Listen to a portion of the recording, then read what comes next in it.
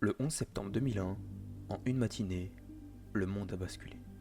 4 avions détournés, des tours emblématiques réduites en poussière, des milliers de vies brisées. Ce jour-là, les États-Unis ne sont pas les seuls à être frappés. C'est l'humanité tout entière qui est bouleversée. Revenons sur cette journée tragique qui restera jamais aggravée dans l'histoire.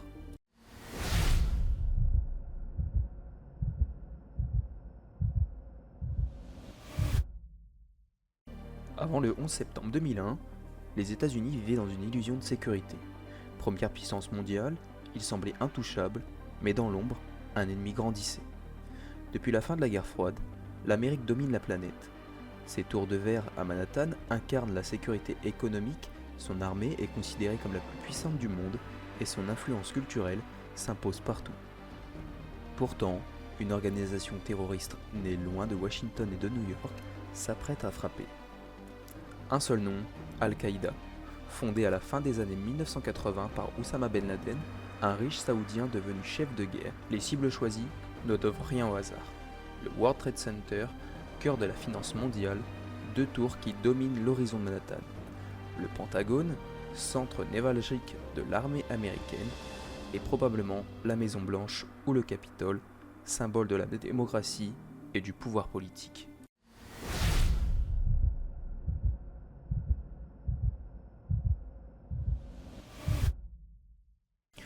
« 11 septembre 2001, à New York, le ciel est bleu.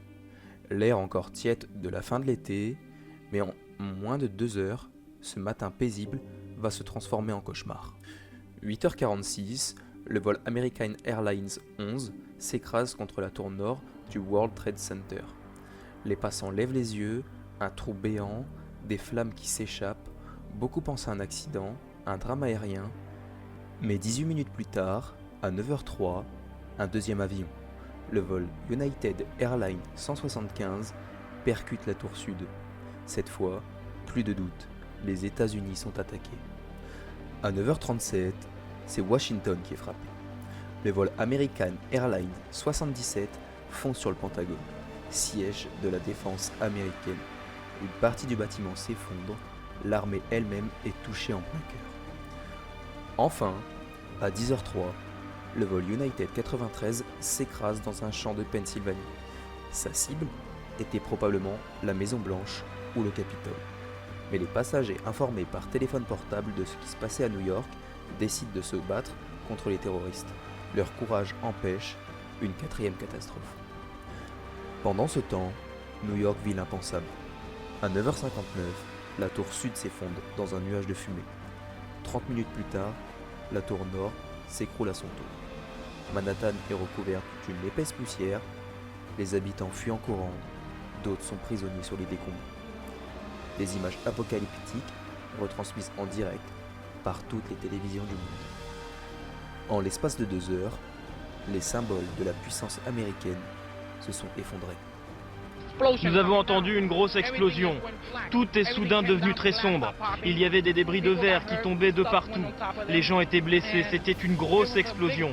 Tout était noir. Il y avait un nuage de cendres, comme de la neige. Mais vous le voyez, ce n'est pas de la neige, c'est l'immeuble. C'était un cauchemar terrible.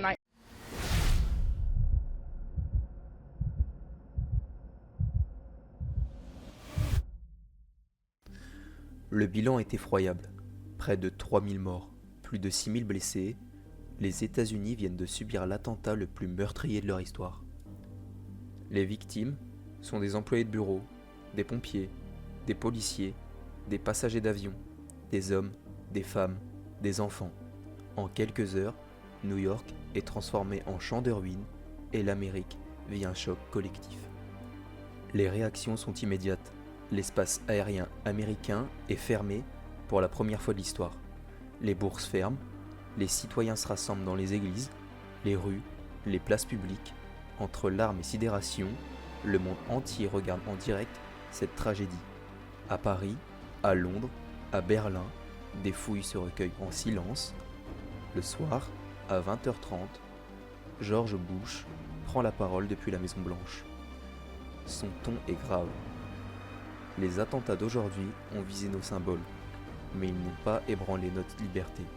Nous traquerons les responsables, où qu'ils se trouvent. La guerre contre le terrorisme est lancée.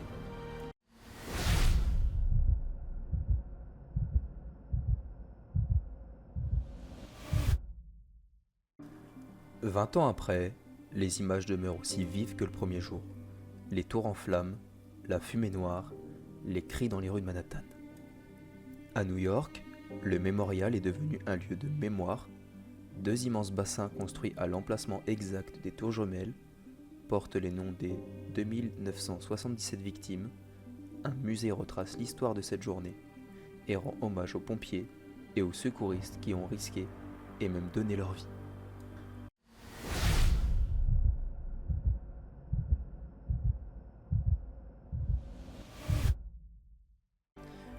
Pour finir, le 11 septembre restera comme l'un des jours les plus sombres de l'histoire.